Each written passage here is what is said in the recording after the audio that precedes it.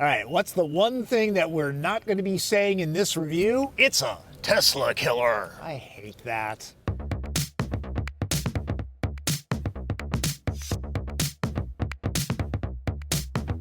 The only thing more interesting than a new electric vehicle hitting the market is one from an entirely new brand. Meet Polestar. This is the Polestar 2 with a label that looks a little like the one inside my Gap t-shirt. It gets a surprising amount of attention. I love it. It's a beautiful design. It looks like a normal car, like a Volvo. Kind of. There are clues pointing to its origin right down to the font. Polestar was once an independent performance tuner that specialized in hot Volvos before it was brought in-house. This car is designed and engineered in Sweden, and looks it. It only makes perfect financial sense that this would be built on an existing Volvo platform, the CMA, or Compact Modular Architecture, the same one that XC40 Recharge rides on. And many of you know that Volvo is now owned by Geely, a Chinese conglomerate. So any guesses as to where this is built? Yep, China. Just like your phone and everything in your closet. The Polestar folks describe the brand as a joint endeavor between Geely and Volvo. Okay. The 2 is the company's first full EV. The carbon fiber-bodied limited edition Polestar 1 was a plug-in hybrid priced at $155,000. Hurry, you can still get one. The 2 is a much better bargain. In Thunder paint, this one stickers for $62,400. With the $7,500 federal tax credit, it's closer to $55,000, or about $7,000 more than a comparable Tesla Model 3 long range. The Polestar's materials and build quality are clearly a step or two higher than the 3. Polestar 2 is pretty darn quick, 0 to 60 in just over 4 seconds. If memory serves me right, that's splitting the difference between the Tesla Model 3 long range and performance model. And electric motors, instant torque off the line. At nearly 4,700 pounds, it feels even quicker than it is. Once at speed, it pulls strongly. No artificial or enhanced sound effects in the cabin. This could be a good road trip car. It's very quiet and, yeah, comfortable. Though being an EV, there is the charging concern. The EPA rates the range at 233 miles. In temperatures around the mid-40s, I'm seeing around 210 in mixed driving. At the moment, Polestar has no organized charging network. There are rumors it's close to announcing something. Stay tuned. Between ChargePoint, Electrify America, and EVgo, it shouldn't be an issue. Max charge rate is 150 kilowatts, juicing from empty to 80% in 40 minutes. With Home Level 2, a full charge takes 8 hours. Polestar 2 moves with a twin-motor all-wheel drive setup. Total power is 408 horsepower and 487 pound-feet of torque. The 78 kilowatt-hour lithium-ion battery pack is not completely flat. It's raised up through the center spine, through the cabin. I remember some 15 years ago when push-button start was new, it seemed almost magical. The Polestar 2 doesn't have a button. You just sit down and the car starts. So in effect, your butt is the button. Like most EVs, there's no transmission. The drive selector, it works better than most in class. Even the sounds are well done. The drivetrain can be changed up to suit your mood. This being a brand new brand, albeit with Volvo DNA, I didn't know what to expect from Polestar 2. It makes an immediate impression though, a very good one.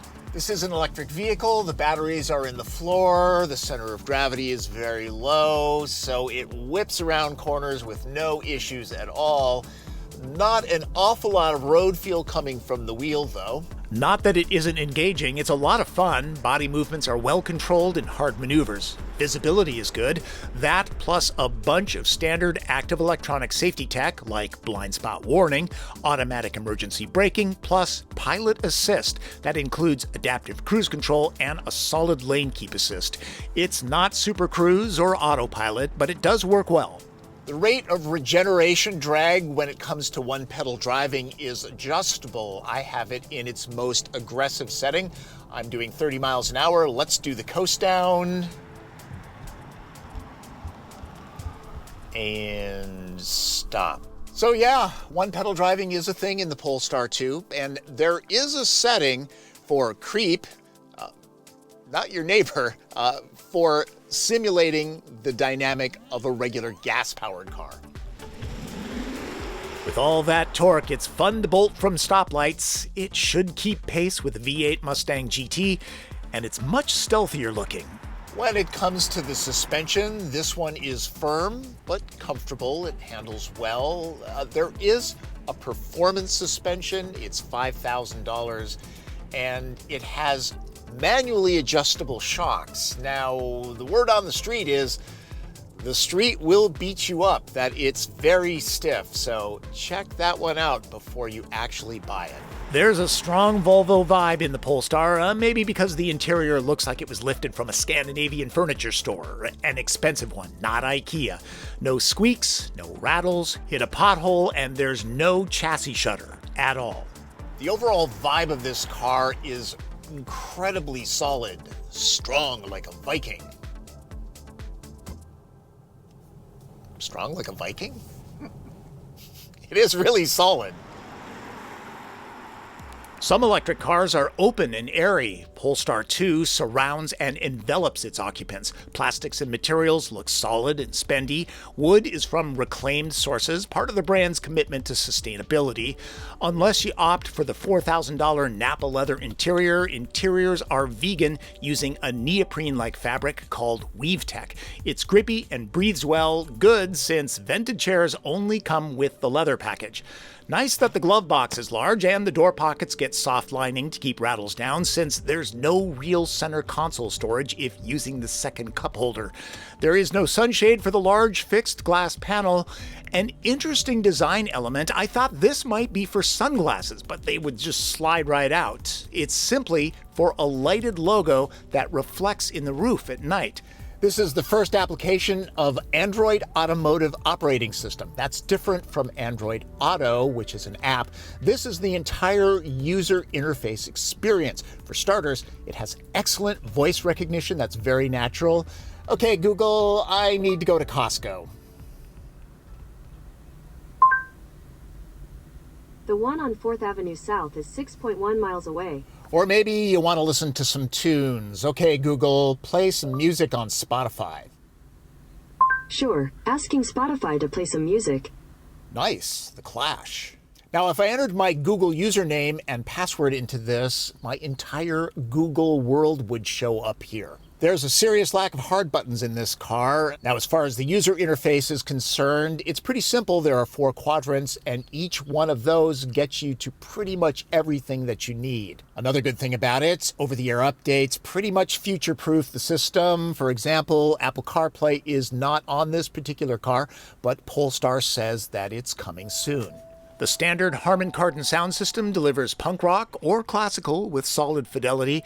There's wireless phone charging. Everything is pretty much standard other than the leather interior or performance package. While the seats are great, they don't seem to have the legendary support found in Volvos. Dude, you need a haircut. Yeah, look who's talking. Let's skip the personal grooming stuff and get to the back seat. We're both 5'9". Headroom? Got about that much, not a problem. Neither is knee, leg, or foot room. Fairly generous for a car this size. Cushions are high enough so that thigh support is excellent.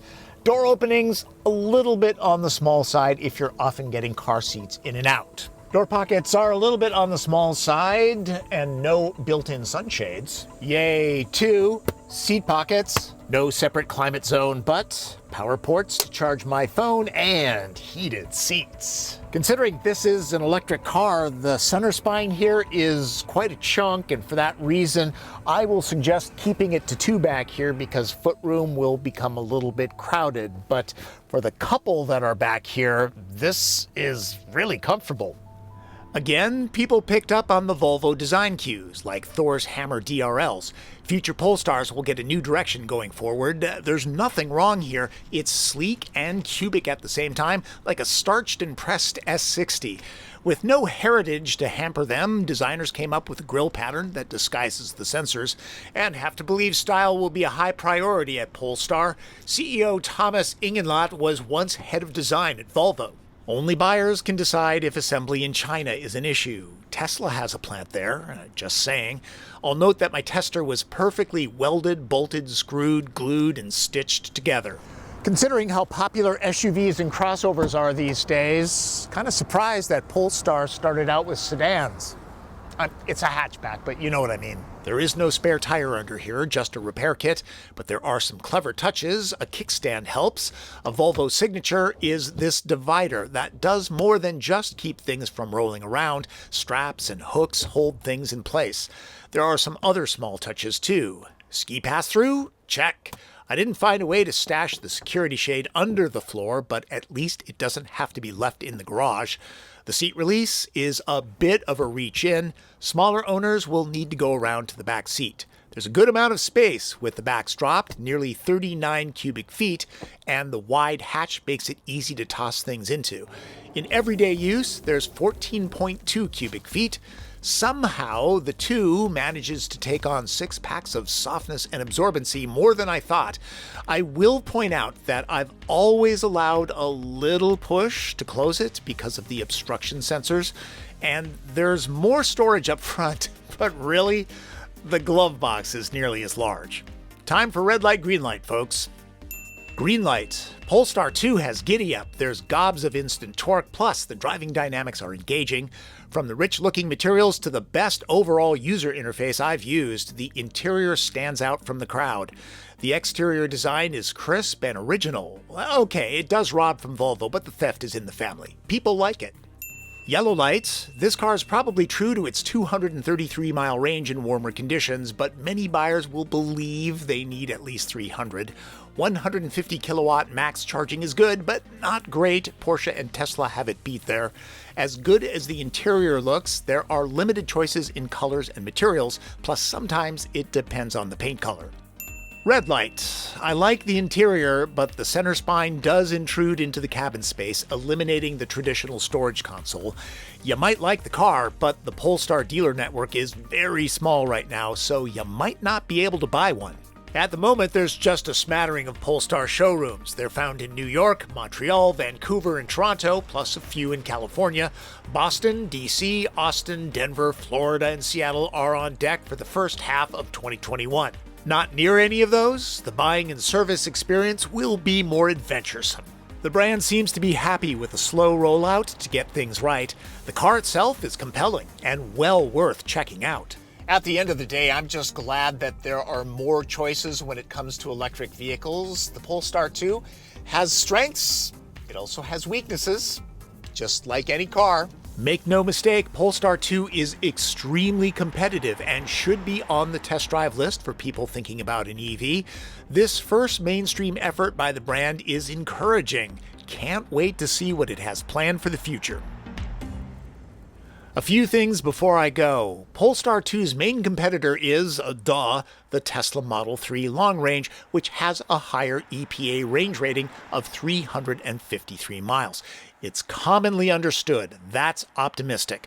Car and Driver has averaged 237 miles from its long-term car. Maybe cold weather has affected that.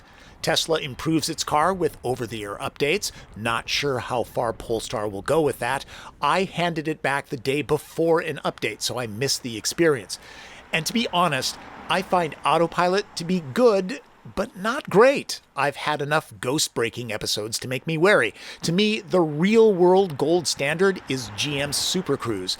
This isn't to diss Tesla. Props to the team for making the electric car cool, and the cars are creative and they're fun to drive. My experience, though, is the hype is a little much. I'm only trying to keep it real. And shouldn't EV lovers be happy there are more and more of them? I know I am. And from my experience, most people really don't need more than 200 miles of range, but you do need to have home charging for the best experience. Apparently, some 85% of all EV charging is done at home. You really kind of need to do that. This is the end of the video, and I'll leave you with this. When I shoot interiors, I try to have all the screens on, because that way you know what the cabin looks like.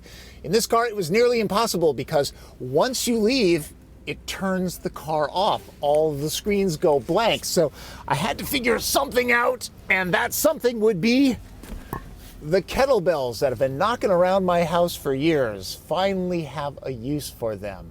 Got to be really precise on where you put them, though. Anyways, that's my MacGyver of the week. Thanks for watching. Remember to subscribe. That's Driven. I'm Tom Voelk.